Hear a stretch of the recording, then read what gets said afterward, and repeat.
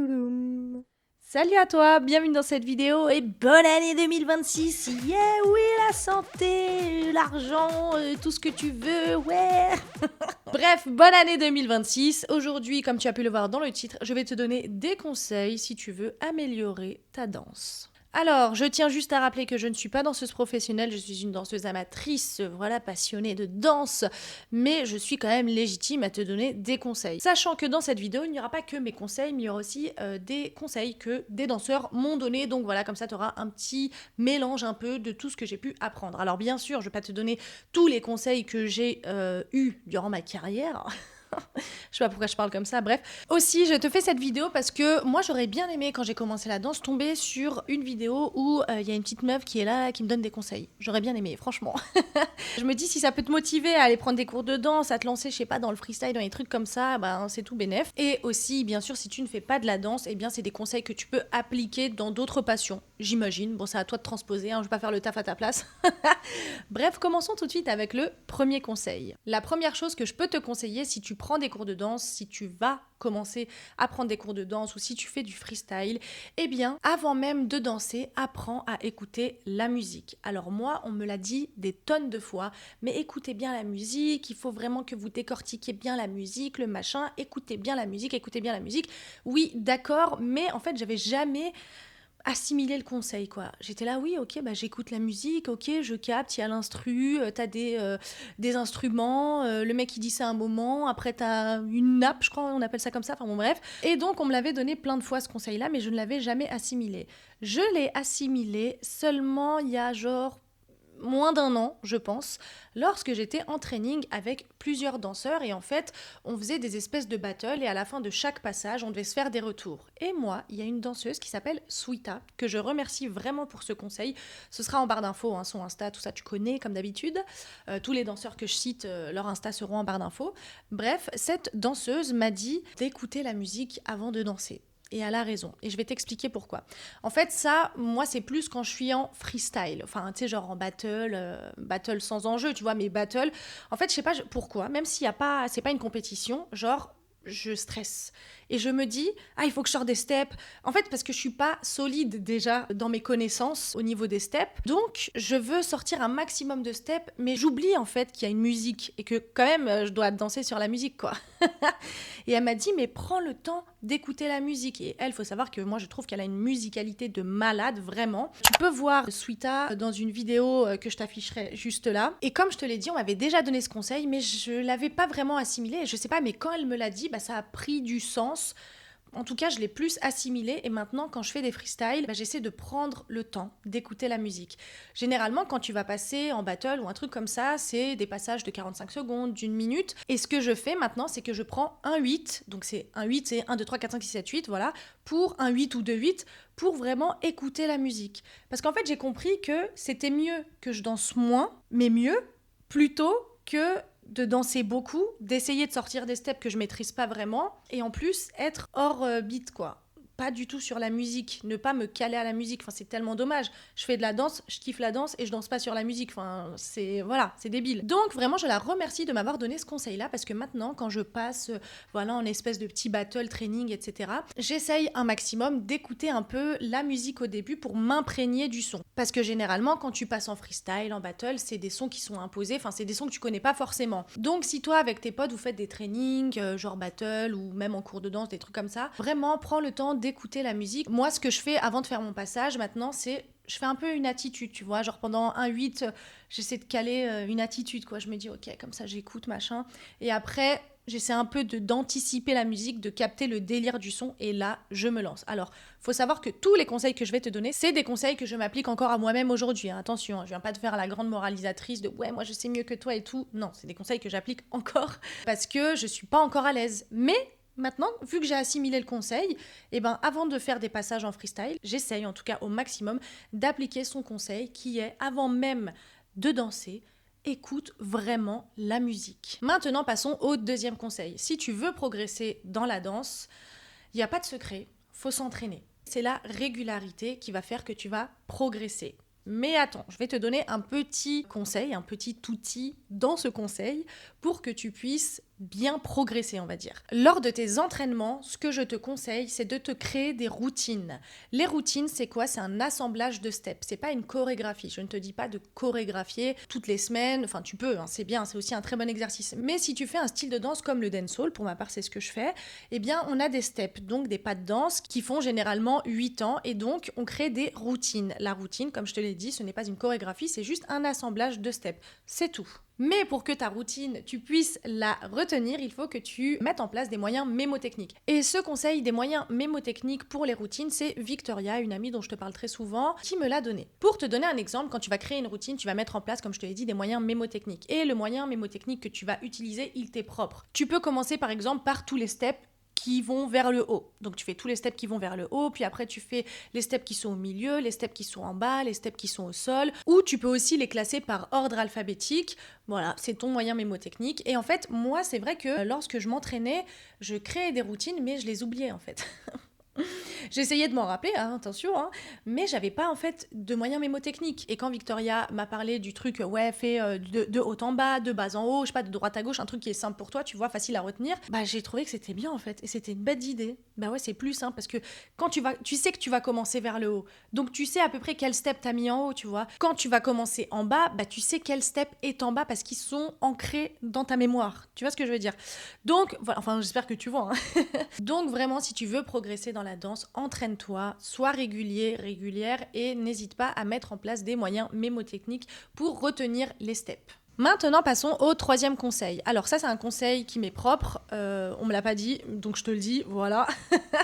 En fait, ce conseil, il va s'appliquer quand quelqu'un va vouloir t'apprendre une chorégraphie, je sais pas s'il y a un show, un truc comme ça, ou si tu prends un cours de danse. Le conseil, c'est fie-toi à ce que tu vois plus qu'à ce que tu entends. Et pourquoi je te dis ça? C'est parce que je ne compte plus le nombre de fois où quand je suis allée en cours de danse ou quand quelqu'un a voulu m'apprendre une chorégraphie parce qu'il y avait un show, il y avait un truc, je ne compte plus le nombre de fois où la personne m'a dit « Ouais, c'est 1 et 2 et 3 et 4 ». Et quand elle fait le step, ça fait 1, 2, 3 et 4. Je sais pas comment dire, enfin je sais pas si c'est très clair. Mais pour te donner un exemple, il y a pas très longtemps, j'ai fait un show avec d'autres danseurs et tout, donc c'était super cool. Et il y avait un mec dans le groupe qui nous apprenait sa partie de la chorégraphie. Donc ok, super, voilà, ça fait plaisir. Mais il changeait un peu de version. Il est très gentil, attention, hein, je ne critique pas du tout les qualités humaines ou quoi que ce soit, voilà, on s'entend, on n'est pas des fragiles, tranquille. Mais une fois, oui, il y a un appel, une fois, il n'y a pas un appel, et il y a une fille à côté de moi du groupe qui était un peu perdue. Et je lui ai dit, franchement, l'écoute pas, juste regarde-le. Et plein de fois en cours de danse, je dis aux gens, n'écoute pas trop ce qu'ils disent. Enfin si, écoutez les profs, hein, bien sûr, mais la plupart du temps, c'est vos yeux qui vont faire foi, vraiment, parce que en fait, le prof, c'est bien, il veut t'apprendre, ou la personne qui t'apprend la chorégraphie, c'est pas forcément un prof, tu vois, mais la personne veut t'apprendre, veut décortiquer et tout, mais dans la chorégraphie en elle-même, bah c'est pas du tout ça en fait. Les comptes, c'est pas ça, le placement, c'est pas ça non plus, parce que aussi les gens ils font, soit ils ont pas le vocabulaire. Quand je dis le vocabulaire, c'est pas qu'ils savent pas parler français, mais dans le sens où ils ont peut-être pas les bons mots pour t'expliquer ce qu'ils veulent que tu fasses. Et aussi parfois, en fait, ils ont leur propre chemin de corps, leur propre équilibre. Donc ce qui fait que quand ils vont te l'expliquer, peut-être pour eux c'est logique, mais pour ton corps ça va pas l'être. Donc vraiment observe, c'est ce qui est le plus important pour moi dans la danse, c'est vraiment tu observes et après tu reproduis. On peut te dire oui c'est 1 et 2 et machin et truc, mais si toi tu vois que ça fait 1, 2, 3 et 4 et 8 et 9 et machin, enfin bref, fie-toi plus vraiment à ce que tu vois que à ce que tu entends. Et attention, hein, je te dis pas de pas écouter le prof, de pas écouter la personne qui t'apprend la chorégraphie, mais vraiment parfois, c'est pas ça en fait. Donc vraiment, fie-toi plus à ce que tu vois que à ce que tu entends. Passons à un autre conseil qui est sois patiente avec ta progression.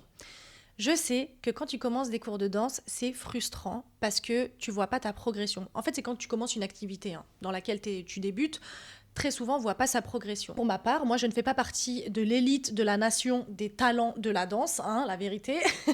Moi, je n'ai vu ma progression qu'après 6 ans de cours de danse et d'expérience dans la danse. C'est que cette année 2025, 2026 quand tu verras cette vidéo, mais ce n'est que là, actuellement, que je vois ma progression. Alors attention, je ne te dis pas que je suis devenue une danseuse professionnelle ou je sais pas quoi, non.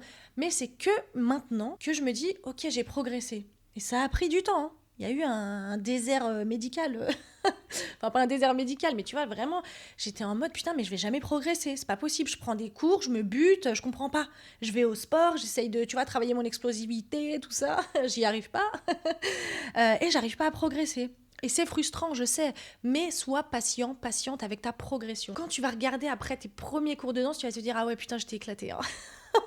Enfin, même parfois quand je regarde des vidéos qui datent pas de ouf, hein, je me dis ah ouais quand même un peu éclaté. Mais en tout cas aujourd'hui je suis satisfaite de ma progression. Je dis pas que je suis satisfaite forcément de mon niveau parce que voilà j'ai toujours envie de progresser, mais je suis satisfaite de ma progression. Je vois vraiment la progression et dans tout, hein, dans la technique, dans la mémoire, dans l'aisance, dans la confiance. C'est que maintenant vraiment que je vois ma progression après 6 piges. Voilà.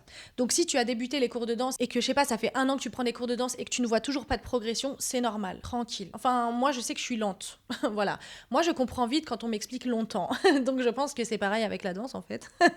Donc vraiment, sois patient, patiente avec ta progression. La patience est d'or comme on dit. Non mais réellement, franchement, surtout dans des passions qui sont physiques et tout, on peut pas devenir un bête de danseur comme ça en 3 mois. Bon, peut-être qu'il y en a pour qui ça existe et tant mieux pour eux.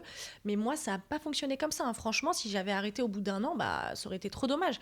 Parce que c'est que 6 ans après que je vois ma progression. Voilà, vraiment. Donc sois patient, sois patiente. Un autre conseil, et ce conseil, il s'applique plus en contexte de compétition, de battle, de concours chorégraphique, ce genre de choses. Mets en avant tes points forts. Très souvent, quand il y a une compétition, battle, concours chorégraphique, ce genre de choses, on a envie de se challenger et parfois on peut perdre des points sur des trucs qu'on a voulu faire mais qu'on maîtrise pas forcément.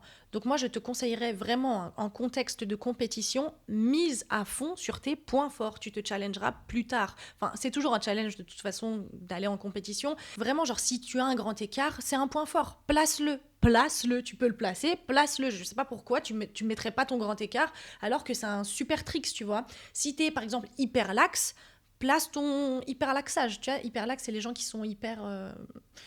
Bon, je sais pas, je te mettrai la définition. Bref, mais tu vois ce que je veux dire. T'as des points forts, place-les, c'est important et ça va t'aider. En plus, t'auras confiance, tu sais ce que tu sais faire, tu vois. Je vais te prendre pour exemple un danseur très connu sur la scène dancehall française qui s'appelle Dikila et lui, pour moi, je trouve son point fort. Alors oui, super, il danse bien, c'est une bête de scène, il y a rien à dire. Ok. Mais pour moi, un de ses points forts, c'est le salto. Alors pourquoi je dis ça? C'est parce que quand j'ai commencé à aller mes premiers events dancehall, hein, ils existaient depuis bien longtemps, mais moi quand j'ai commencé à y aller, j'étais tombée sur un événement où il passait en battle et il a sorti un salto. Un salto, c'est pas forcément dancehall, mais c'est un de ses points forts. Donc pourquoi il le sortirait pas? Et en fait, je pense qu'il avait gagné, hein, de toute façon, son battle, mais je pense qu'il a aussi gagné son battle parce qu'en vrai, à niveau égal face à son adversaire, bah lui, il sort un salto. Donc c'est impressionnant, tu vois, quand tu fais des compétitions, des battles, on veut du show, on veut des trucs waouh, ouh, ha, hi, hi, ho, ho, susciter une réaction du jury, mais aussi du public. Et voilà, le mec il sort un salto, bon franchement, voilà, c'est sûr il va gagner, tu vois, parce que à niveau égal, vocabulaire, prestance sur la scène, etc. Bah lui, il a sorti un salto. Donc c'est un de ses points forts, donc je ne vois pas pourquoi il ne le sortirait pas. Voilà, et il a utilisé son point fort. Bah, alors je pense qu'il en a d'autres, hein, bien évidemment, mais moi c'est vrai que ça m'avait marqué son salto. J'étais là, ah ouais. Ça retèque le cirque. Non, mais c'est trop stylé. Franchement, moi, si je savais faire des saltos, mais j'en ferais tout le temps même. Donc, bref, voilà, vraiment, n'hésite pas à sortir tes points forts. Aussi, un autre exemple pour te montrer qu'un point fort, c'est pas forcément un trick, c'est un truc hyper impressionnant. Je pense à une danseuse qui s'appelle Nachata, qui avait participé au Dancehall Queen France 2025. Et pour moi, son point fort, c'est vraiment son style. Elle a un bête de style. Tu vois, genre, elle s'habille en mode. T'as la Fashion Week, tu vois ce que je veux dire, la hype et tout. Vraiment, elle a un style qui est trop stylé. Et moi, ça m'avait marqué son style. Enfin, ça changeait du style dancehall queen qu'on peut avoir dans les compétitions dancehall queen. Vraiment, elle avait un bête de flow. Franchement, elle était trop bien sapée. Vraiment en mode Fashion Week et tout. Et pour moi, ça, c'est un point fort qu'elle a mis en avant. C'est son style. Tu vois, c'est pas forcément des tricks de fou, mais elle a su faire la différence. Bon, elle a pas gagné, mais bravo à elle. Franchement, elle est allée loin.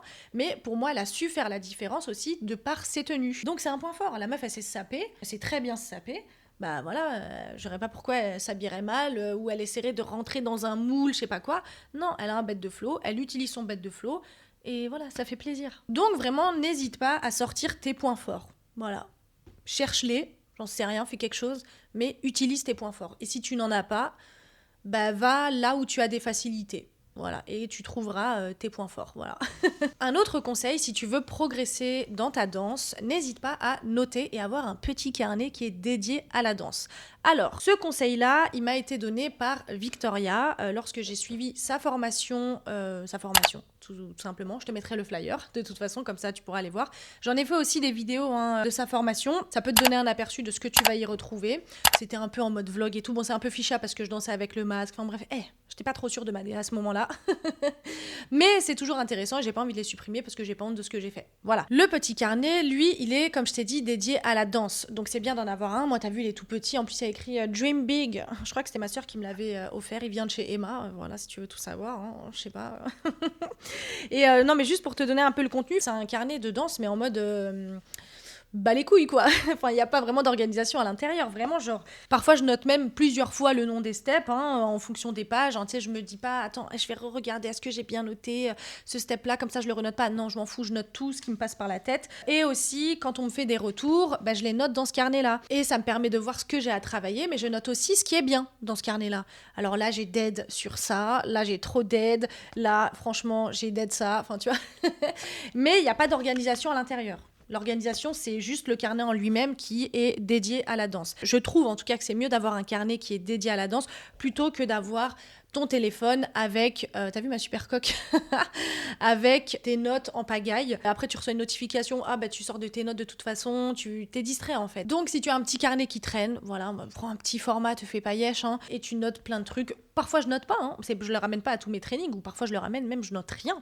Mais en tout cas, il est toujours avec moi et je peux noter quand j'ai envie de noter. Tu vois là par exemple, Victoria m'avait fait un retour quand j'ai pris sa formation, parce que là dernièrement j'ai pris sa formation, enfin j'ai repris sa formation. Donc elle m'a fait des retours, genre être plus explosive, faire des changements d'attitude, être plus précise. Et j'ai aussi noté les points positifs. J'utilise beaucoup plus mes tricks, j'utilise plus de steps, j'ai une meilleure musicalité, etc. etc.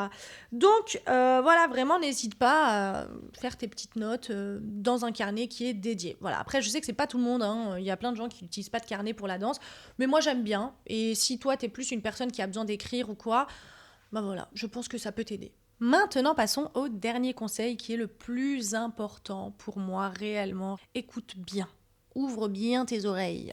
C'est de danser, mais danser réellement. Je me suis rendu compte que toutes ces années où j'ai pris des cours de danse, j'ai appris à exécuter. Alors bon, c'est pas de la faute des professeurs, hein, c'est moi. J'ai exécuté des chorégraphies. Voilà. Et en plus, très souvent, je les ai pas très bien exécutées. Mais même si j'aime la danse et c'est ma passion et c'est ce qui me drive, etc., etc., voilà, tous les beaux mots qui vont avec la passion, quoi, bah, j'ai oublié de danser en fait. Et c'est ça en fait, moi je danse parce que j'aime la danse, parce que j'aime bouger mon corps, parce que j'aime la danse.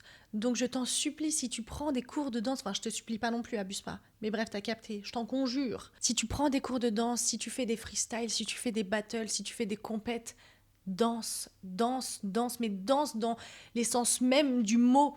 Genre, je sais pas si c'est très clair ce que je dis, mais en fait, maintenant, quand on m'apprend une chorégraphie, et vraiment, c'est que cette année, j'ai vu ma progression et je me suis dit, je veux vraiment danser, tu vois. En fait, quand on m'apprend maintenant, comme je te disais, pardon, je me suis auto-coupée, ça se fait beaucoup. Bref, juste pour te dire que maintenant, quand on m'apprend une chorégraphie, j'essaye de l'assimiler au maximum et après, je veux juste la kiffer, la chorégraphie. Et c'est là où je mets l'essence. Alors, elle n'est pas parfaite. Comme je t'ai dit, moi, j'ai pas d'enjeu de devenir danseuse professionnelle, j'ai pas d'enjeu de carrière, j'ai pas tout ça.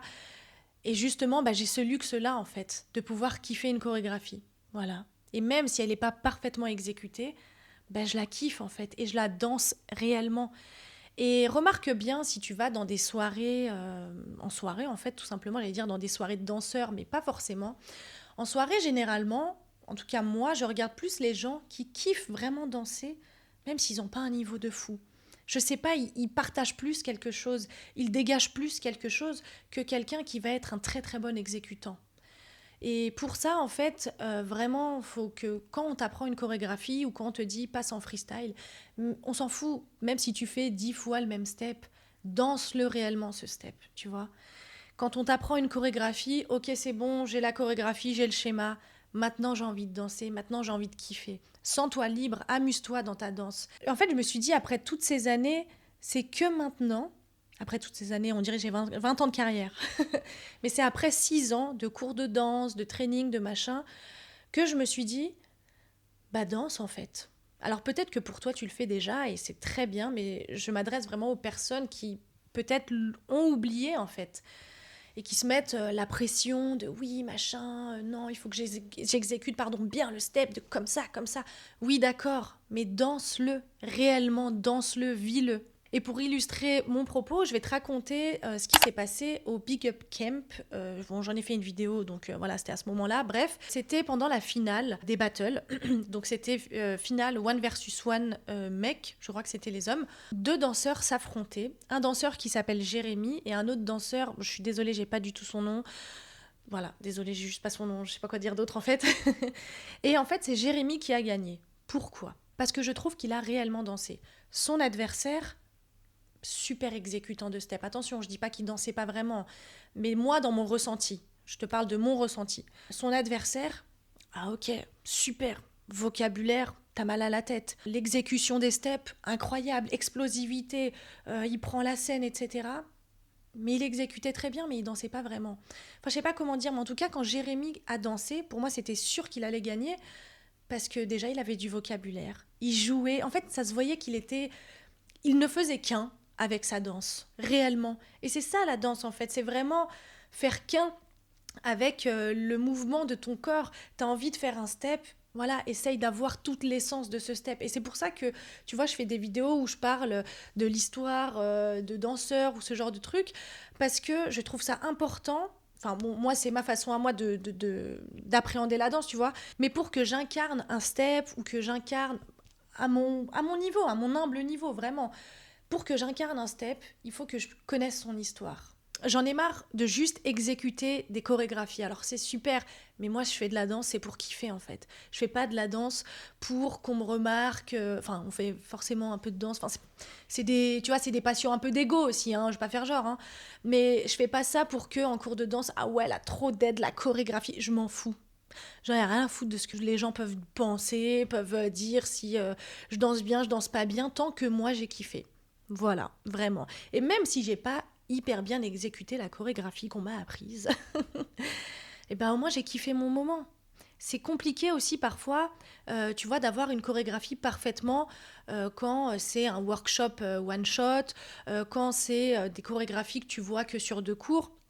Donc vraiment, moi, je me suis dit, ok, là, c'est une partie de choré que j'aime bien. Donc cette partie-là, je vais vraiment la kiffer. Et vraiment, le conseil que tu peux retenir, qui est le plus important dans cette vidéo, c'est de danser réellement. Si tu aimes la danse, si tu fais de la danse, c'est parce qu'il y a quelque chose en toi qui est attiré par ça. Vraiment. Donc danse réellement. Et je sais que quand on prend des cours de danse, parfois on se met la pression, enfin pas parfois, on se met la pression pour progresser, pour machin. Oui, bien sûr, mais tu peux pas progresser si tu kiffes pas. En fait, tu vas voir ça comme un, une corvée, tu vois. Et il y a des gens qui ont arrêté la danse parce que ça devenait trop. Ils kiffaient plus.